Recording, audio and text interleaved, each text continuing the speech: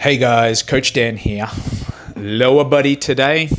Now, my thought process or my headspace going into today's session is I just want to make sure that when things get hard today, I don't back away from that difficulty. I kind of lean towards it. So, you know, sometimes hard training is required to get better, and I just don't want to be the person that kind of backs away from that. I want to be the person that leans into the difficulty, knowing that it's what's required to get better in some circumstances. So like we're training legs today for me.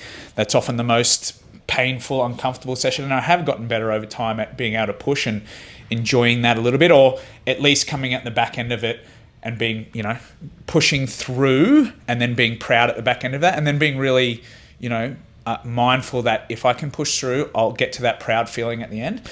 But it's just like, when you're in it, and we're going to go, do some squats in a second here, like when it's hard, don't shy away from that difficulty, like lean into it, knowing that's what's going to help you progress. So that's my mindset going into today. And maybe I'll make that the message to myself for this week, is that do not shy away from that difficulty, kind of lean in. Obviously to an extent, we're not dying out there. Like you don't have to die every week, every session, but when it gets a little hard, we don't want to be the people that shy away. We want to lean into the difficulty, knowing that's where change and progress really happens. Because I don't think most people do. I think it's something that's trained, should I say. So when you do it enough, you go, okay, I know if I try hard here, it will lead to progression. So I'm going to lead into that difficulty and that discomfort. So that's what I want to make sure I'm going to do today. So when the squats get hard out there, when these other exercises that I'm doing today get a little hard, time to lean in, right? Lean in, be that person who can push through. All right, let's get out there. You can keep me accountable to that comment, which is, we're going Smith machine squat. When it gets hard, don't shy away, lean in. Let's go. First up, Smith machine back squat. So recently in this lower body workout was my quad dominant movement. I've been doing the hack squat. Today I'm going to switch it out for the back squat. On the Smith machine. I like the Smith machine. It allows you to place your feet where it feels good for you. Lots of stability because the bar's not rocking or anything like a free weight squat. Nothing wrong with a free weight squat.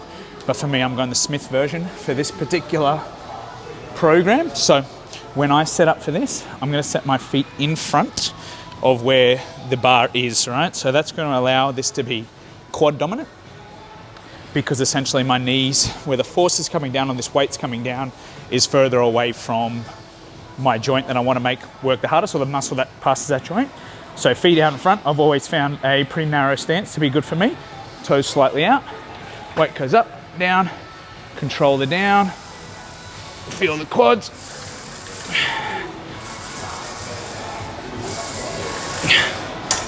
So we want to make this quad dominant. I'm going feet forward, sit down nice and low, get lots of knee flexion, stretch the quads out, and then feel the quads on the way up. So that felt pretty good. I haven't done this in a long time, so I'm gonna have to figure out my weight here. And I'm gonna do a heavy set at the beginning, about 4 to 6 reps, and then a couple of back off sets, 6 to 12-ish, 6 to 10, something like that. What else I got for you there? No, not much. Stand in front usually feels good for me on this as far as making the quads work. Staying nice and upright again, make it all about the quads. All right, let's figure out our weight and then we're off.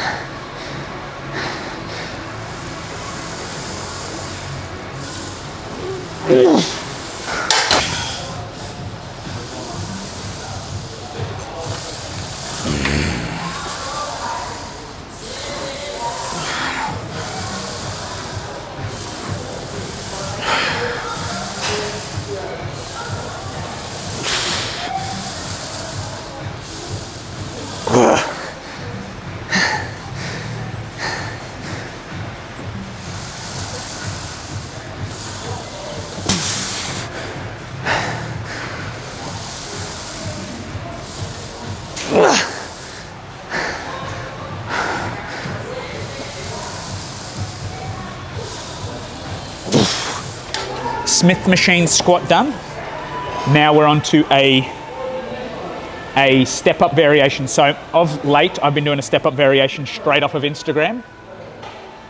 And it's off of a box like this with this cable machine. So I've done them in the past before with the Smith machine as well, but that fatigues my back a little bit. So this one here, we're trying to get that back fatigue out of it, make it all about glutes. So something unique I do on this one as well is I reach across my body so we get this big stretch. So the cable is set on that angle there. Grab onto the pole, drive up from there. Nice step back, get your chest to your knee, drive up from there. So today I've got to figure out the weight I'm going to use with this machine, my positioning, and then I'll be able to work with that going forward. But that feels quite good going across the body, big stretch in the glute. Feels good. All right, let's find our weight and then we'll do 2 sets here.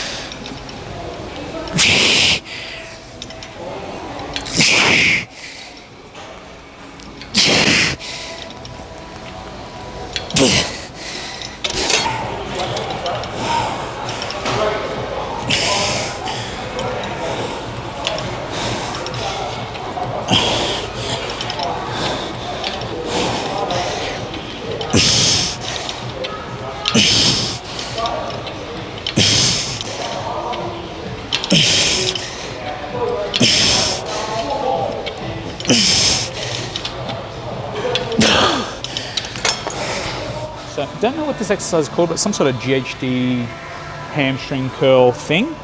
Now at this gym, the seated hamstring curl I'm not a massive fan of, just because it doesn't lock my leg into place. So this is going to be my hamstring exercise for today. So when we set up on there, we got foot locked in, knees at the edge of the pad.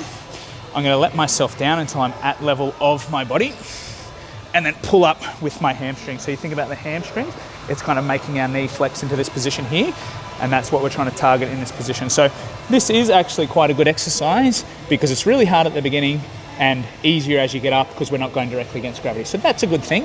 Whereas things like machines and stuff like that, some machines don't have that kind of concept. So hard in the stretch position, as we're always talking about, that might have some potential benefit for muscle growth, and easy as you get to the shortened position. So I can do more work down here and not waste as much juice up here. So it's, yeah, we are essentially doing, it's harder where it's more effective, basically. All right, so I haven't done this one in a little while, so we'll start at body weight and then we'll go from there, maybe 8 to 15 reps-ish.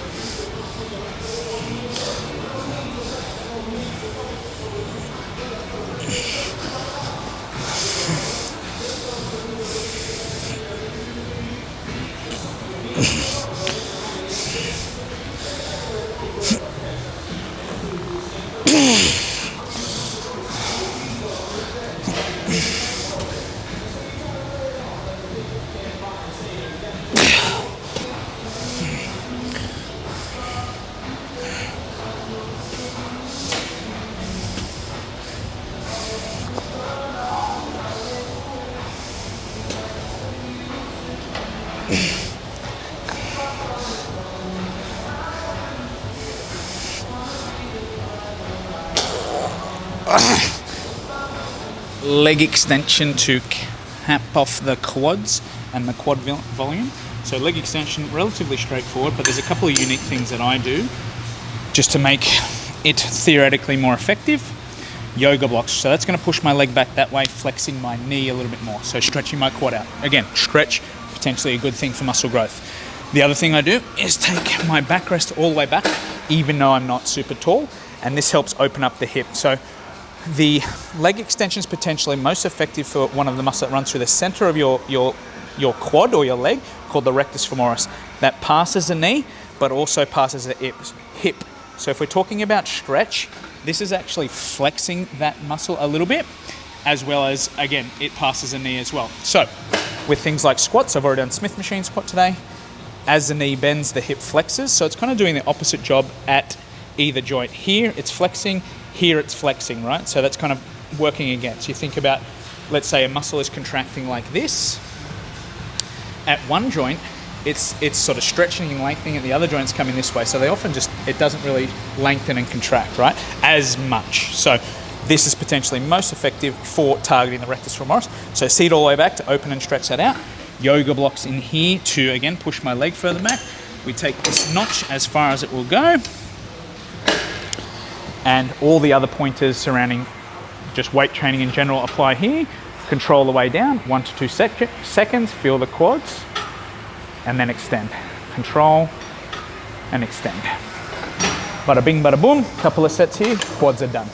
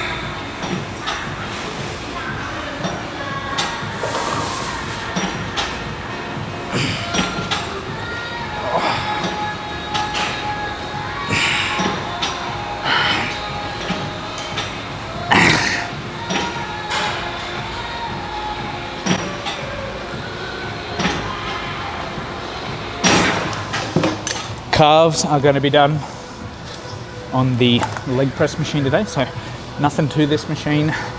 We've got this big platform here. If possible, some leg presses have something that kind of gives you a little bit of limited range of motion that you run into, but can't do too much about that. Usually set the seat high enough, because otherwise it'll kind of push you up this way, so you, like, lock yourself in a position. Half the foot on, at least the ball of the big toe. Nice big stretch, raising up.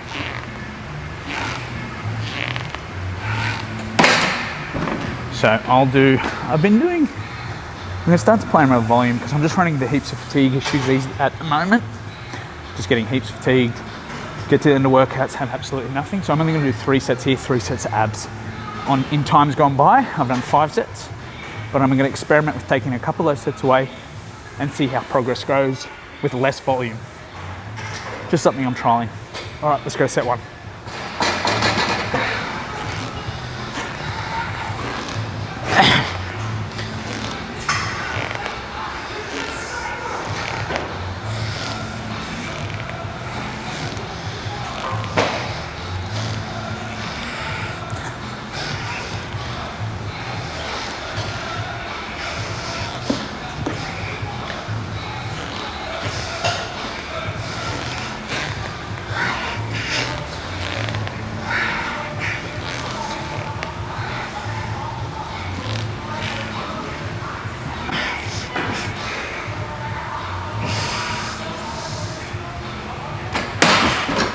Okay, so back onto the GHD for a leg raise now. So we did our hamstring exercise on here. Now we're going to do a leg raise. So I use this for abs or a leg raise and crunches because of this nice pad here. So this nice pad can kind of align with your lumbar curve. And if we think about the job of our abdominal or rectus abdomen. It's kind of to flex that lumbar curve area. It essentially attaches at the bottom of the sternum and the top of the pelvis, and we're pulling those two together. So it's that flexion of the spine. Now, if we were to do like a standard leg raise or anything like that, it becomes really hip flexory, and abs for sure as well, but I want to make this like super dominant by the abs. So I use this to open this up and then close this down. And this is important because when we get to the bottom position, we're not just thinking about raising our legs, we're also thinking about like tipping our whole pelvis this way. So as I do it, I'm not just leg raising. In my mind, I'm taking my whole pelvis and tilting it up to this point, right?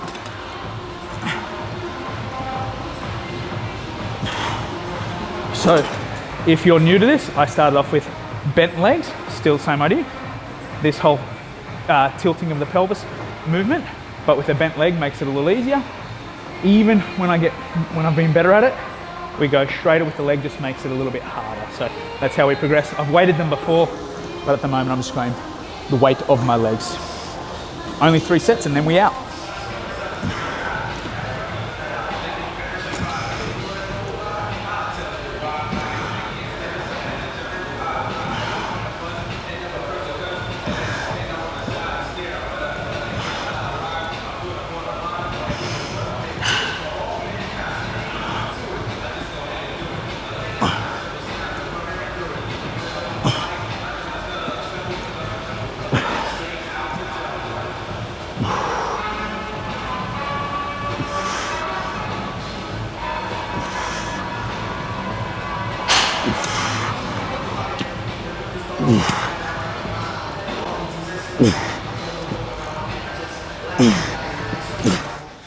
That's that for the workout, guys. So as far as that one goes, if I had to rank myself, you know, we discussed in the intro, I want to be the person who pushes through when it gets harder. If I had to give myself a ranking, I'll probably give myself about a 7.5 out of 10 there. I think there's lots of room for improvement.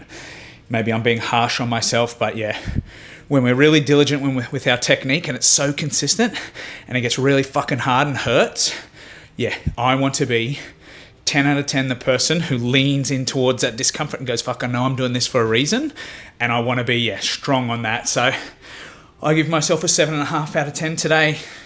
I could make excuses and stuff like that, but you know, as the work, I feel like at the beginning I was probably quite good, pushing hard, leaning in with good technique on my squats, step ups, things like that. I started to get fatigued as time went on, so there's room for improvement, and there's nothing wrong with that. It's good to have something to work towards. So yeah, we get that really effective technique, and everything in your body, when it gets hard and it fucking hurts and it burns, wants to kind of stop doing that. When you're in that kind of spot and that place, yeah, fucking let's lean into that shit. Let's be the people who go, I'm fucking pushing towards that fucking discomfort. My legs are on fire, but I'm going to go straight for that shit because I know the outcome's fucking worth it. So with that in mind, I give myself a 7.5. I might, you know, periodically,